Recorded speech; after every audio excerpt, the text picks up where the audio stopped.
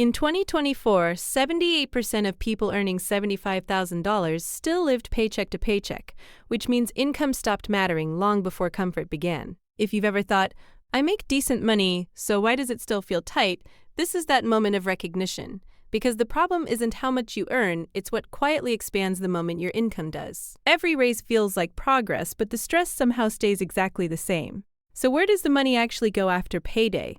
What you're about to see explains why more income rarely creates more security and why this pattern locks people in place for decades if they don't notice it. Let's break down what's really happening. Meet Alex, who finally crossed $75,000 a year and expected breathing room. Within 2 months, the checking account still hit zero before the next deposit. Nothing dramatic changed, no luxury splurges, no wild spending. Just small upgrades that felt reasonable at the time, a nicer apartment closer to work, food delivery instead of cooking after long days, streaming services added one by one barely noticed, and suddenly the money was gone again. This isn't bad math, it's predictable psychology. Your brain constantly updates what normal feels like. When income rises, expectations rise faster. Comfort quietly becomes the new baseline. At first, the raise feels amazing. Stress drops, optimism spikes, plans expand. Then your nervous system adapts, the excitement fades, but the expenses stay. Psychologists call this hedonic adaptation. It's the same reason new cars stop feeling special after a few weeks. Your brain resets enough without asking permission. And this is where it gets interesting. A University of Chicago study found happiness gains from income plateau in 3 to 6 months. Expenses, however, rarely reverse on their own. So raises don't relieve pressure, they rescale it. This creates what economists call lifestyle inflation. Your lifestyle expands to absorb every extra dollar.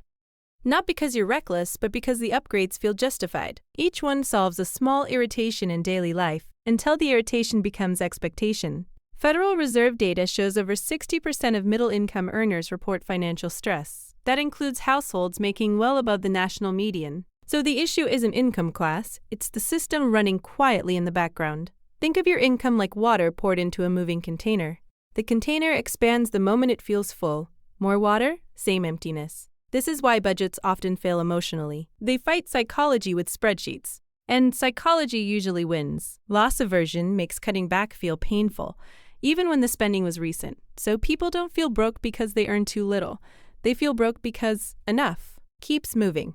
Here's the part that changes everything. Security isn't about income size. It's about distance from your baseline. When expenses chase income, that distance stays zero, which means stress never actually drops. This is why doubling income often doubles anxiety. More obligations, more fixed costs, more pressure. The treadmill just moves faster.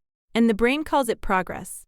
Behavioral economists call this present bias at work. Short-term comfort beats long-term stability almost every time, especially when the future feels abstract. But once you see the pattern, it loses some power, because patterns only trap you when they're invisible.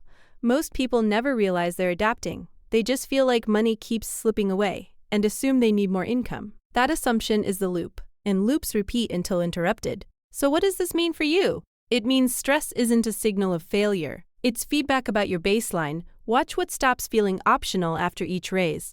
That's where adaptation shows up first. The moment comfort becomes necessity, that's the turning point most people miss. Financial relief isn't louder spending. It's creating space your brain can't instantly absorb. That space is what actually feels like security, not the number on the paycheck. Once you understand this, the statistic from the beginning makes sense. $75,000 doesn't fail people, adaptation does. If you've noticed this pattern in your own life, you're not alone. Drop a comment with the first upgrade that quietly became non-negotiable for you. I break down financial psychology like this every week, so if this clicked, there's more ahead. Next time, we'll unpack why saving feels harder the moment you finally decide to do it.